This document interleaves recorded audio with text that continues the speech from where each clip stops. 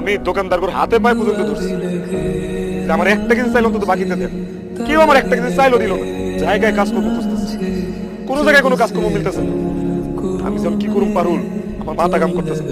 তুমি তো কিছুই করতে পারতেছো না, আর যেহেতু তোমার কোনো কিছু করার আর যোগ্যতা নাই, তাহলে এক কাজ করো, যেহেতু তুমি না খাওয়াই রাখবা, তাইলে যাও ভিক্ষা করো। ভিক্ষা ছাড়া তুমি আর সংসার চালাইতে পারবা না। আম্মা, আপনি খারাই রয়েছেন কেন? যান ঘরে যান, যাই একটা থালা নিয়ে আসেন, একটা গামছা নিয়ে আসেন, আপনার পোলার পায়ে বাইন্ধা দেন, আর যাই বাজারে ভিক্ষা করো। খবরদার বাজে কথা কইবা না পারুল। আমি দরকার পড়লে আমার রক্ত মাংস কিডনি বেচে তোমার ঘরে খাওয়াবো, কিন্তু আমি জীবনে ভিক্ষা করব না। আর তুমি এই কথা কেমনে কইলা আমার ভিক্ষার কথাটা? তুমি আমার ভালোবাসো, আমি না তোমার স্বামী? তুই আমার কচুর স্বামী। এই বউয়ের খাওন পরম জোগাড় করতে পারোস তুই? তুই কোনো দায়িত্ব নিতে পারোস? তুই আমার গোড়ার টিমের স্বামী, তোর কোনো যোগ্যতা নাই। ভাতাই মা, আমার জীবনের সবচেয়ে বড় ভুল হইতেছে তোর বিয়ে করা।